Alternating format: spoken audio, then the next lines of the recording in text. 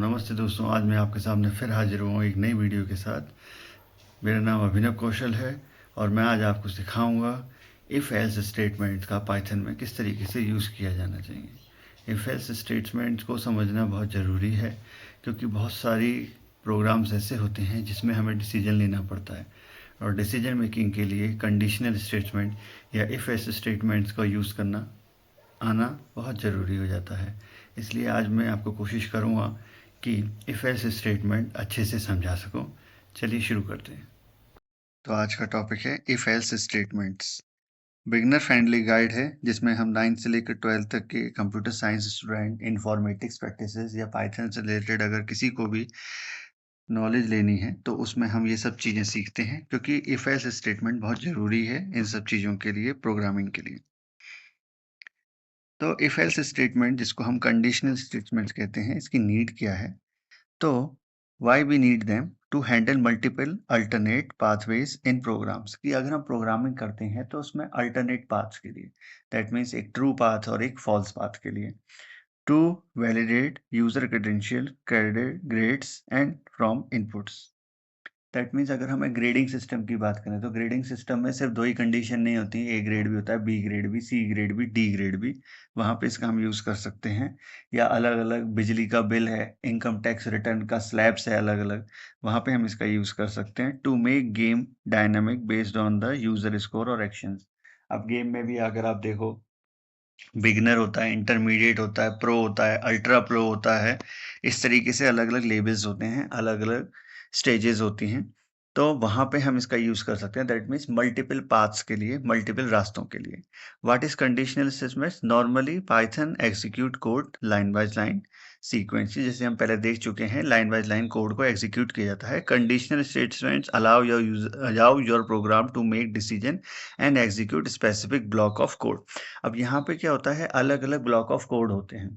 अब ये डिसीजन लेना कि कौन सा ब्लॉक को रन करवाना है, यही डिसीजन मेकिंग है और इसीलिए हम इसको कंडीशनल स्टेटमेंट में यूज करते हैं। अब रियल लाइफ की बात करें, if it rain today then I will carry an umbrella. अगर बारिश होगी तो मैं अम्ब्रेला लेकर जाऊंगा, otherwise I will wear sunglasses. अगर बारिश नहीं हुई तो मैं सनग्लासेस लेकर जाऊंगा। ठीक, तो ये आपके दो डिसीजन हो गए। अगर बारिश हुई तो अम्ब्रेला लेके जाएंगे, अगर बारिश नहीं हुई तो सनग्लासेस। दैट मीन्स दो अलग अलग डिसीजन हो गए। तो ऐसे डिसीजन के लिए हम लोग यूज करते हैं डिसीजन मेकिंग या कंडीशनल स्टेटमेंट। अब कंडीशनल स्टेटमेंट में सबसे पहले होता है आपका इफ स्टेटमेंट। इफ स्टेटमेंट में इफ एक कीवर्ड है जो यहाँ पे लगाते हैं, इसके बाद स्पेस कंडीशन, जो भी आप कंडीशन देना चाहो वो, देन कॉलम। कॉलम का मतलब है कि आपकी इफ की कंडीशन अब खत्म हो गई है। इसके बाद स्टेटमेंट, स्टेटमेंट में जो भी आप प्रिंट करवाना चाहते हो वो यहाँ पे आप करवा सकते हो। जैसे फॉर एग्जाम्पल, एक एग्जाम्पल हम लेते हैं कि इफ एज इज ग्रेटर और इक्वल टू 18, कि अगर स्टूडेंट की एज 18 से अबव है या 18 के बराबर है तो प्रिंट कर दो एलिजिबल टू वोट। ठीक है, अगर नहीं है तो कुछ प्रिंट नहीं होगा, लेकिन अगर उसकी एज इस कंडीशन को मैच करती है तो एलिजिबल टू वोट ये प्रिंट हो जाएगा। अगर इसका फ्लो चार्ट या डीएफडी देखते हैं तो सबसे पहले हम स्टार्ट करते हैं प्रोग्राम को, डायमंड शेप के अंदर कंडीशन रखते हैं।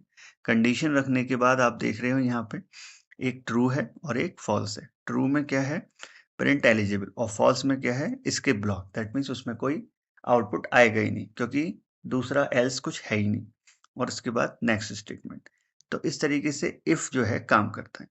नेक्स्ट इफ एल्स, अब इफ में भी एक कंडीशन आएगी, दैट मीन्स ट्रू में भी आएगी और फॉल्स में भी एक कंडीशन आएगी, मतलब एक रिजल्ट आएगा। अब इफ कंडीशन ब्लॉक, एल्स में कोई कंडीशन की जरूरत नहीं है। जैसे कि अगर हम देखें कि अगर बच्चा 18 से अबव है या 18 के बराबर है तो ये प्रिंट करवाओ। अब दूसरी में तो कंडीशन कुछ बची नहीं, इसका मतलब तो सीधी सी बात है कि वो बच्चा 18 के अबव या 18 के इक्वल नहीं है, दैट मीन्स वो उससे छोटा है, तो सिंपली एल्स ब्लॉक रन हो जाएगा। जैसे यहाँ पे एक प्रोग्राम लिया है हमने इवन ऑड नंबर के लिए। अब इवन नंबर क्या होता है, जो 2 से डिविजिबल होता है। ऑड नंबर जो 2 से डिविजिबल नहीं होता। मॉडुलस का मतलब क्या है, रिमाइंडर।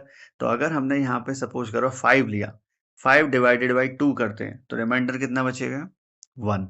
और 1 बच रहा है, दैट मीन्स पहली कंडीशन तो ट्रू नहीं हुई, अब वो किस में जाएगा, एल्स कंडीशन में। और एल्स कंडीशन में क्या आएगा आपका, ऑड नंबर। तो यहाँ पे अगर हम देखें 2 जगह हैं, एक ट्रू के लिए और एक फॉल्स के लिए। ट्रू के लिए इवन नंबर प्रिंट हो जाएगा और फॉल्स के लिए ऑड नंबर प्रिंट हो जाएगा। इसका फ्लो डायग्राम देखते हैं। तो सबसे पहले इनपुट नंबर, इसके बाद बीच में डायमंड शेप के अंदर आपकी कंडीशन है। कंडीशन के बाद एक साथ ट्रू है और एक तरफ फॉल्स है। जो ट्रू है वहाँ पे इवन नंबर प्रिंट होगा और जहाँ फॉल्स है वहाँ पे ऑड नंबर प्रिंट होगा और उसके बाद आपका प्रोग्राम एंड हो जाएगा। ठीक। परसेंटेज मैथ में यूज किया जाता है, यहाँ पे इसको मॉडुलस बोलते हैं, जो कि रिमाइंडर के लिए यूज किया जाता है। दैट मीन्स हमें कुछ रिमाइंडर मिलता है। यहाँ पे जैसे एग्जाम्पल में अगर हम लेते हैं 8 मॉडुलस 2, तो 8 2 से फुली डिविजिबल होता है, इसलिए वो आ जाएगा आपका 0 के इक्वल, और 0 के इक्वल आने की वजह से वो क्या हो जाएगा आपका इवन नंबर। अब इफ एलिफ एल्स को देखते हैं। इफ एलिफ एल्स का मतलब है कि कंडीशन मल्टीपल है। पहली कंडीशन क्या है? इफ कंडीशन, दूसरी है एलिफ कंडीशन और तीसरी है एल्स। एलिफ मतलब एल्स और इफ का combination. Multiple way branching used when testing multiple mutual condition. That means grading system जैसे अलग अलग सिस्टम जो होते हैं जिसमें मल्टीपल कंडीशन होती है, वहां पे हम इसका यूज करते हैं। अब एक एग्जाम्पल लेते हैं कि स्टूडेंट के मार्क्स आए हैं। अगर वो मार्क्स 90% से अबव हैं, इफ मार्क्स इज ग्रेटर और इक्वल 90%, तो ग्रेड ए प्रिंट हो जाएगा। ठीक है। अगर वो 70% से अबव है और इक्वल 75 है, मतलब 90 से तो कम है लेकिन 75% से अबव है और इक्वल है, तो ग्रेड बी आएगा। अब इसमें कंफ्यूज होने की जरूरत नहीं है कि 75 से अबव तो 90 भी है, क्योंकि पहला हमने कंडीशन 90 वाली लगा ली। दैट मीन्स अगर वो नहीं होगा तब वो दूसरी कंडीशन पे आएगा 75 वाली पे, और अगर उसको 75 वाली कंडीशन भी नहीं मिली तो वो नीचे वाले स्टेप पे आएगा एल्स पे, जिसमें क्या लिखा रहा है ग्रेड सी। दैट मीन्स ये लैडर की तरह काम करता है, सीढ़ी की तरह।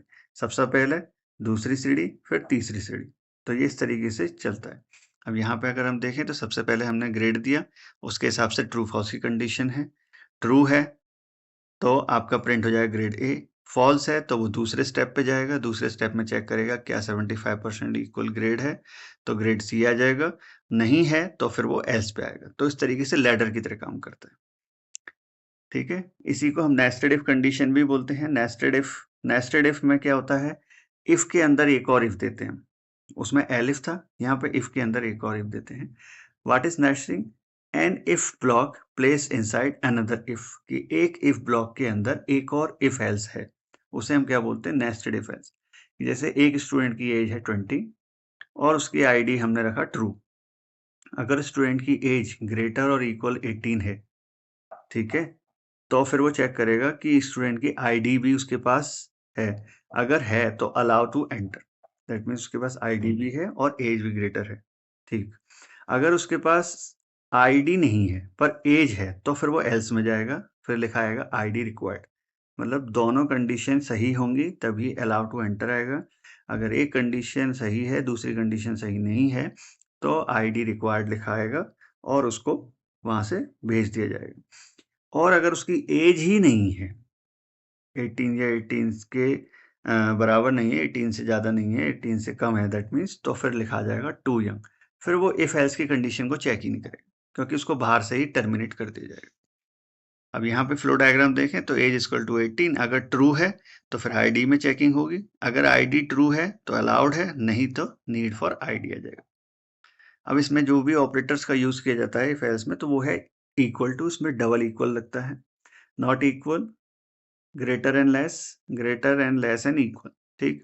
इसके बाद लॉजिकल ऑपरेटर लगता है एंड और नॉट।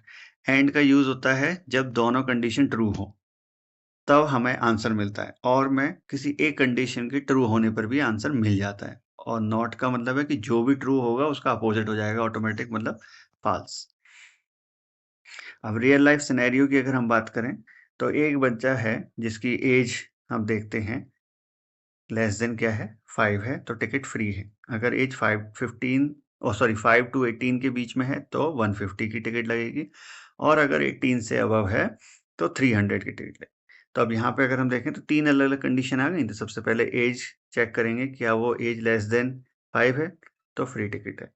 अगर नहीं है तो दूसरे स्टेप पे जाएगा एलिफ कि एज इज लेस देन और इक्वल टू 18 तो 150 आएगा। और अगर दोनों कंडीशन भी सही नहीं होती तो लास्ट में आ जाएगा वो एल्स में। एल्स का मतलब तो यही है कि उसकी एज 18 से अबव है, तो उसको 300 रुपये देने पड़ेंगे। तो इस तरीके से ये आपका सिनेमा टिकट, बस टिकटिंग, रेलवे टिकटिंग, किसी का भी आप प्रोग्राम बना सकते हैं। प्रैक्टिस के लिए क्वेश्चन अगर हम देखें तो आपका ये पॉजिटिव और नेगेटिव के लिए है कि अगर वैल्यू 0 से बड़ी है, that means n is greater than 0 तो positive, n is less than 0 तो नेगेटिव, और अगर इनमें से कुछ भी नहीं तो ऑटोमेटिक तो वो 0 हुआ ही।